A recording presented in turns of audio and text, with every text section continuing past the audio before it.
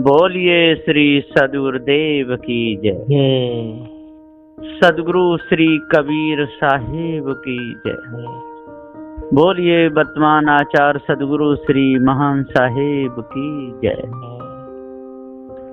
बंदी छोर सदगुरु श्री कबीर साहब जी, मेरे हृदय मंदिर के आराध्य परम पूज्य सदगुरु श्री महान साहब जी, मैं चरण कमलों में सिर झुका के 3 बार बंदी करता हूँ। बोलिए श्री सदगुरुदेव की जय। सदगुरु श्री कबीर साहब जी जब जब भ्रमण के लिए निकलते थे तब तब उनका एक ही लक्ष्य रहता था कि ये जीव बेचारे मेरे सुजाती भाई हैं और इनका सुधार हो और भरम विषय से छूटे, और कोई लक्ष्य नहीं था। इसलिए सदगुरु श्री कबीर साहब जी का लक्ष्य नहीं बिगड़ा संसार में। यदि ऐसा विचार नहीं होता तो लक्ष्य बिगड़ सकता था, लेकिन जैसी लागी और की वैसी निभे छोर, कौड़ी कौड़ी जोर के पूजी लक्ष्य करो। जो मन में अच्छे विचार रखता है वो अच्छे विचार रख के चलता है, तो फिर कहीं भी वो जाए उसके अंदर अच्छे ही विचार रहते हैं। और जो गंदे विचारों को लेके चलता है वो कहीं भी जाए उसके गंदे विचार रहते हैं। तो सदगुरु श्री कबीर साहब जी किसी का बुरा नहीं सोचते थे, सबका हित सोचते थे। साहब जी ने सबको बताया कि आप ये भूल कर रहे हो। ब्राह्मणों की भूल को बताया, क्षत्रियों की भूल को बताया, वैश्यों की भूल को बताया, शूद्रों की भूल को बताया, सबकी भूल बताई, कोई कसर नहीं रखी। इतने पर भी यदि सदगुरु श्री कबीर साहब को कोई आदर ना दे तो समझ लो कि उनका मन कभी शुद्ध नहीं होगा। सबके हित की बात कहने वाले सदगुरु, ऐसे सदगुरु पारखी जड़ चेतन का भेद बताने वाले कहां मिलेंगे। पारखी सदगुरुदेव के वचनों का सम्मान करना चाहिए, उनके उपदेश का सम्मान करना चाहिए। और जो वर्तमान में पारखी संत हैं उनका भी आदर करना चाहिए, क्योंकि जितने पारखी संत हैं वो सत्य का ही उपदेश देते हैं, झूठ का नहीं। क्योंकि सनातन धर्म ही है सदगुरु श्री कबीर साहब जी का। सदगुरु श्री कबीर साहब जी का सनातन धर्म है, सदगुरु श्री कबीर साहब जी का सच्चा दरबार है। यहां पर सत्य की पूजा होती है। यहां सनातन अविनाशी चेतन जी सदा से अजर अमर अखंड नित्य स्वयं स्वरूप, इसके स्वरूप में कोई विकार नहीं, इसको सत्य बताया जाता है।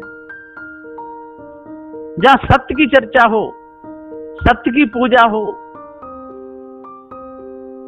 और सत्य को ही सत्य कहा जाता हो, झूठ को नकार दिया जाता हो, समझ लो वही सनातनी है, वही सच्चे देव की पूजा करता है। ये चेतन जीव ही सच्चा देव है।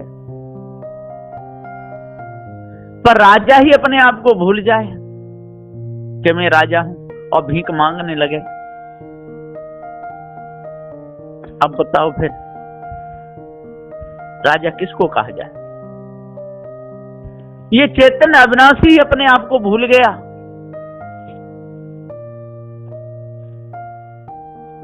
अब बताओ फिर कहां पर ठिकाना लगेगा। जो अपने आप को भूल करके पत्थरों के सामने सिर रगड़ने लगा, सिर पटकने लगा। अब बताओ ये कितना बड़ा संकट है, कितना बड़ा धोखा है। ये अविनाशी चेतन जीव ही अपने आप को भूल गया। फंस के जड़ा ध्यास बंधन में, मूर्ख गुरपद नहीं जाना। घूमता डोला काशी मथुरा, अरे झूठा देव माना। फंस के जड़ा ध्यास बंधन में, मूर्ख गुरपद नहीं जाना। काम क्रोध में इतना माता, सब तन तेने स्थाना। फंस के जड़ा ध्यास बंधन में, मूर्ख गुरपद नहीं जाना।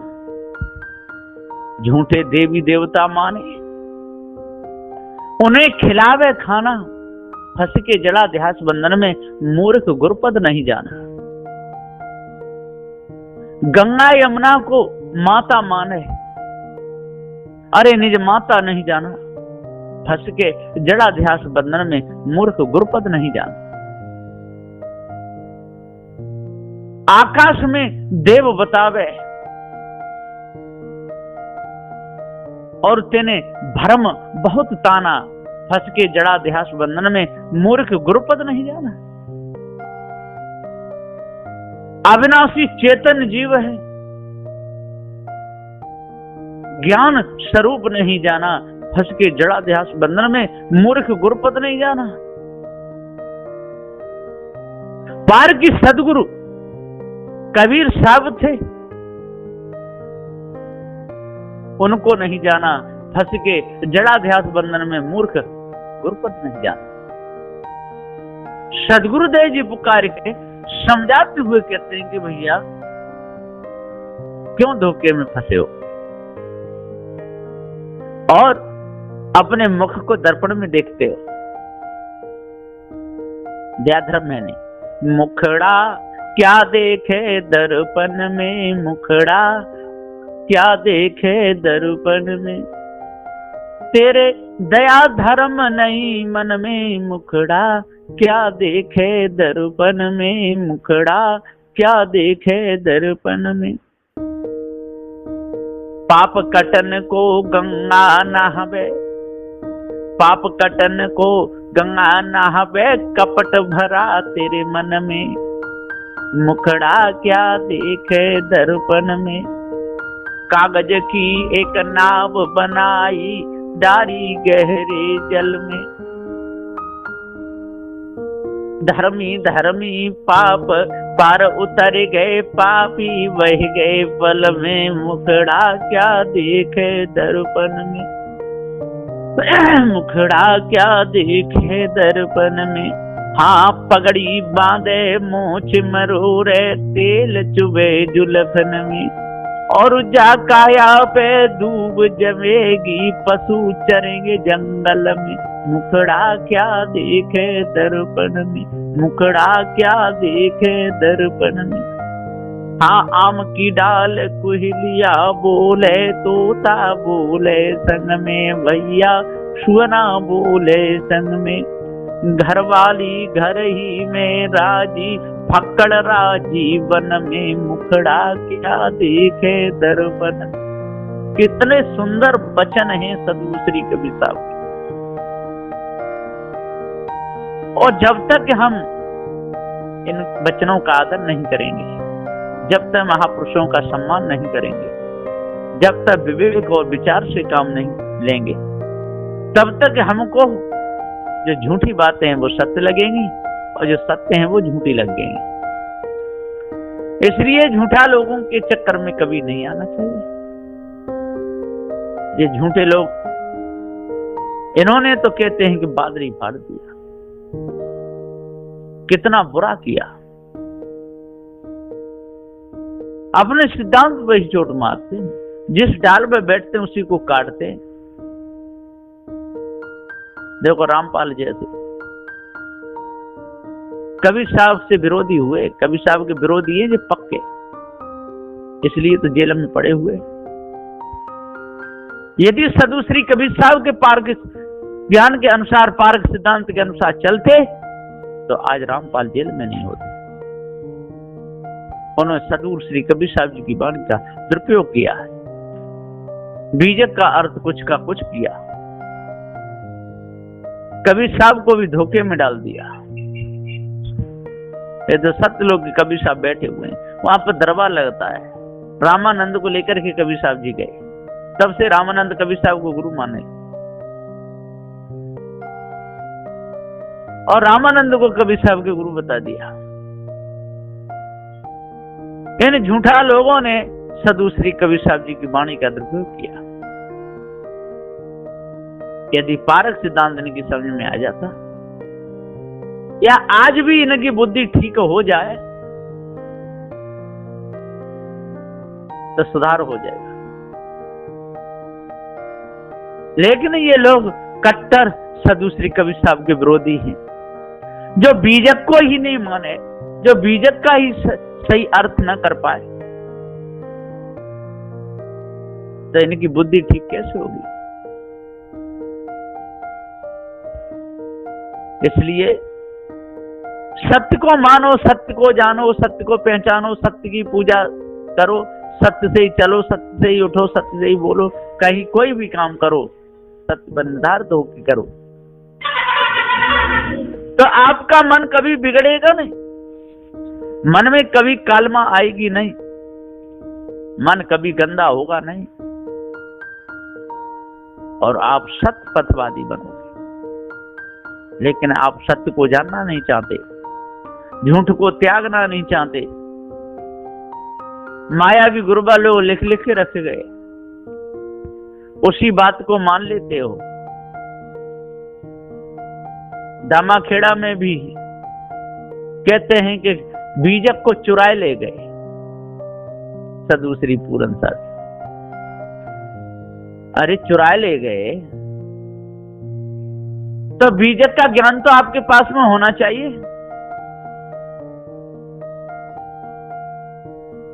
अरे बेशक कोई भी चुरा ले जाए, वैसा दूसरी कबीर साहब जी ऐसा कर नहीं सकते, और चुराए भी नहीं। उनको तो बीजक अपने गुरु से मिला, और सदूसरी कबीर साहब इधर उधर भटके भी नहीं थे। ये लोग तो वैसे ही झूठा लगाते हैं। प्रमाण दिया है बंदी छोर सदगुरु श्री राम स्वरूप साहब जी ने, भाषण में पूरा लिख दिया है, जरा भी कसर नहीं छोड़ी। तो साहब कहते हैं कि कहीं भी हो, कहीं किसी चीज को कोई ले भी जाए तो उसका मूलधन तो वहां रहेगा ही रहेगा, बीजक का ज्ञान तो रहेगा ही रहेगा। ये थोड़ो कि बीजक को कोई ले गया तो हम बीजक को ही मानना छोड़ दें, ऐसा नहीं होता है। उन्होंने बीजक के ज्ञान को जाना ही नहीं, साधु श्री कबीर साहब के ज्ञान को और आदत दिया ही नहीं। कबीर साहब तो अखंड बाल ब्रह्मचारी थे, और ये सब के सब धोखे में फंसे रहे, घर गृहस्थी में फंसे रहे, ब्याह शादी करते रहे, बच्चे पैदा करते रहे, आज भी कर रहे हैं। ये संत नहीं है, ये साधु नहीं है, वो तो गृहस्थ है। साधु श्री कबीर साहब जी संत थे, पारखी संत थे, और साधु श्री कबीर साहब से उपदेश धर्म साहब जी ने लिया था, वो पारखी संत थे।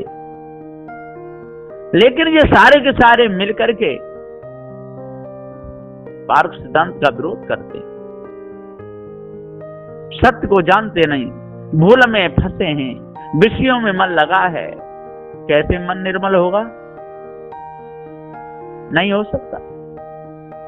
इसलिए अपने आप को जानना चाहिए। मुखड़ा को दर्पण में देखने से कुछ भी नहीं होगा, गंगा नहाने से कुछ भी नहीं होगा। इस तन रूपी नाव को शुद्ध नहीं करोगे, सही नहीं करोगे, तो विषय वासना भरम में डूब जाएगी, बैठने वाले सारे डूब जाएंगे, बचेंगे नहीं। इसलिए यदि मन शुद्ध हो गया,